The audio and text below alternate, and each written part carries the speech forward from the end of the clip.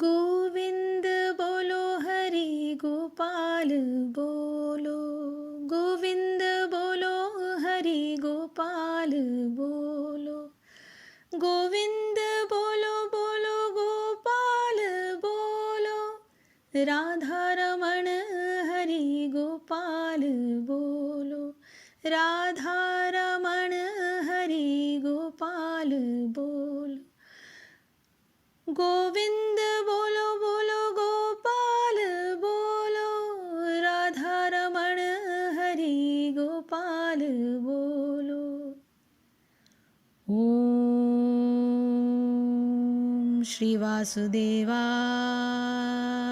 नमः। यज्ञशिष्ट आशिनः सन्तः मुच्यन्ते सर्वकिल्बिषैः, भुञ्जते ते तु अघं पापा य पच्यन्ति आत्मकारणात्।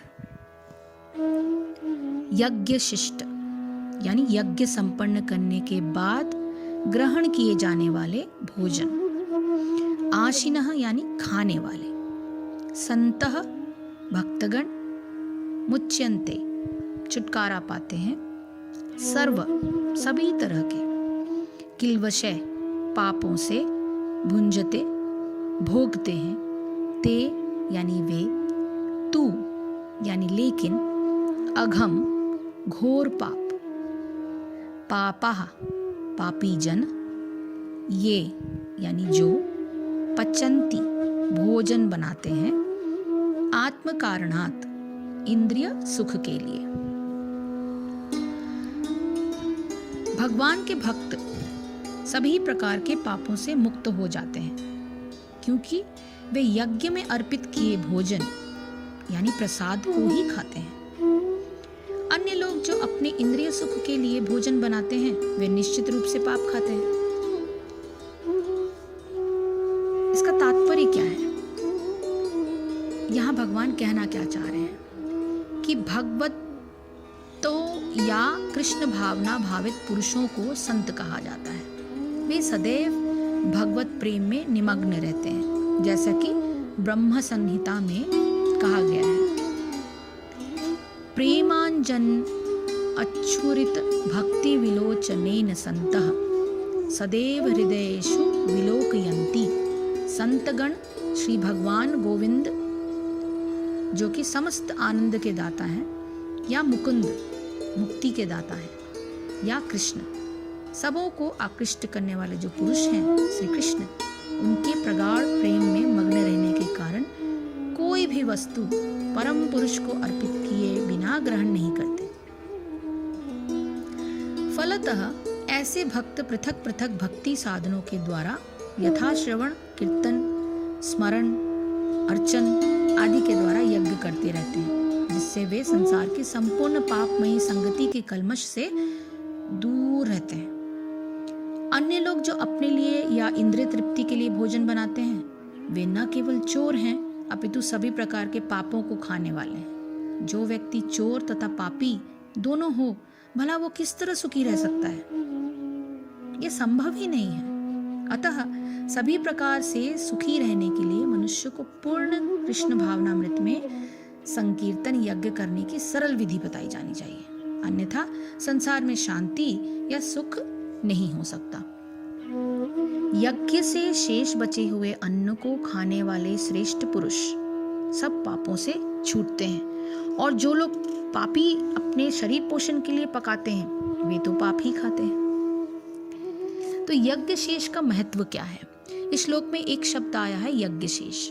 जितने शास्त्रीय सत्कर्म मन, शरीर और इंद्रियों की क्रिया से किए जाते हैं, उनसे विभिन्न प्रकार की शक्तियों का बल मिलता है। जैसे देवताओं से संसार को इष्ट भोग प्राप्त होते हैं, ऋषि मुनि इत्यादि ज्ञानी जन सबको ज्ञान प्रदान करते हैं, हमारे पितरों द्वारा हमारा भरण पोषण होता है, मनुष्य और अन्य प्राणियों को सुखी रखने से सामाजिक व्यवस्था सुचारू रूप से चलती रहती है।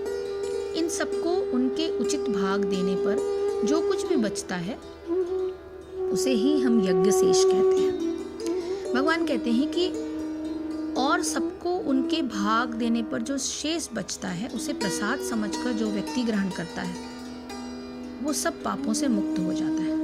परंतु जो ऐसा नहीं करते और अपने भोग के लिए खाते पकाते हैं, उनके लिए ये समझना चाहिए कि वे पाप को ही खाते हैं। इससे केवल भोजन का ही तात्पर्य नहीं समझना चाहिए, वरन इंद्रियों से जो कुछ भी ग्रहण होता है उनके लिए यह उदाहरण स्वरूप है। जो अपने भोगने के लिए ही वस्तुओं को उपार्जन करता है, वह मनुष्य पाप से पाप ही ग्रहण करता है। संबंध: यज्ञ का निर्देश किस प्रकार होता है और उससे सृष्टि क्रम की परंपरा का क्या संबंध है, ये अगले 2 श्लोकों में बताया है।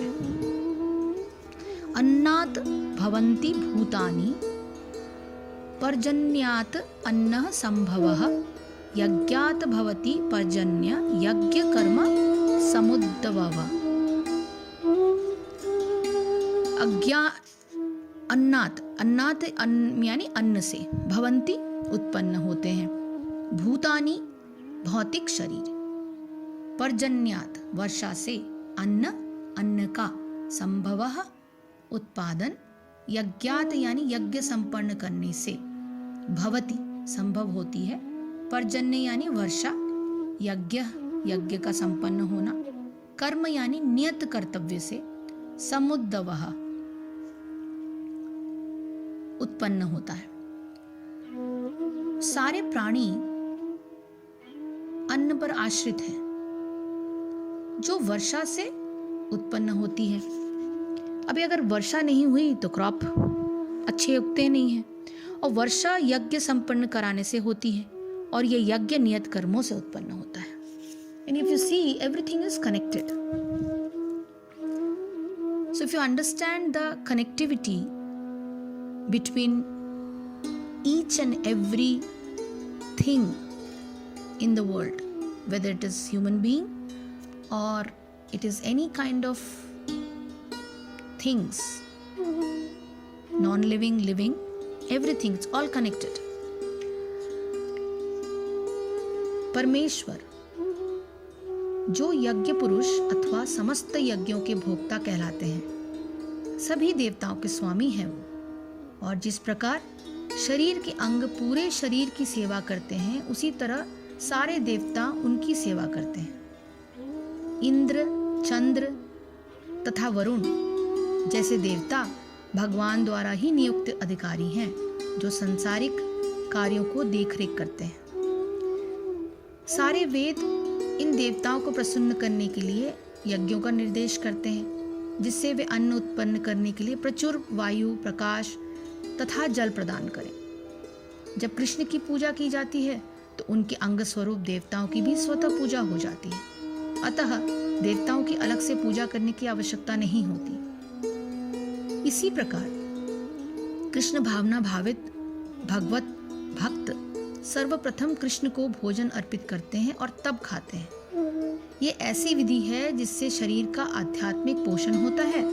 ऐसा करने से न केवल शरीर के विगत पापमय कर्म फल नष्ट होते हैं, अपितु शरीर प्रकृति के समस्त कल्मशों से निरापद हो जाता है। जब कोई छूत का रोग फैलता है और इसके आक्रमण से बचने के लिए रोगाणुरोधी टीका लगाया जाता है, जैसे अभी हमारी जो परिस्थिति है कोविड, कोरोना वायरस, ये इसी का एक्सप्लेनेशन है। इसी प्रकार भगवान विष्णु को अर्पित करके ग्रहण किया जाने वाला भोजन हमें भौतिक संदूषण से निरापद बनाता है, और इस विधि का अभ्यस्त है वो भगवत भक्त कहलाता है। अतः कृष्ण भावना भावित व्यक्ति जो केवल कृष्ण को ही अर्पित किया गया भोजन करता है, वह उन समस्त विगत भौतिक दूषणों के फलों का सामना करने में समर्थ होता है। जो आत्म साक्षात्कार के मार्ग में बाधक बनते हैं, इसके विपरीत जो ऐसा नहीं करता वो अपने पाप पूर्ण कर्म को बढ़ाता रहता है, जिससे उसे सारे पाप फलों को भोगने के लिए अगला शरीर कुकरों या सुकरों के समान मिलता है, यानी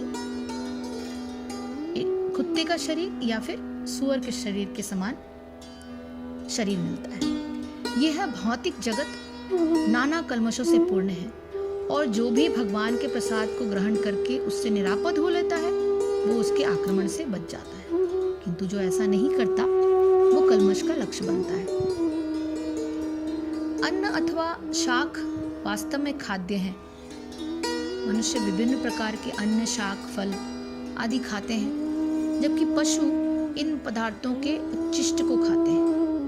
जो मनुष्य मांस खाने के अभ्यस्त हैं, उन्हें भी शाक के उत्पादन पर निर्भर रहना पड़ता है, क्योंकि पशु शाक ही खाते हैं।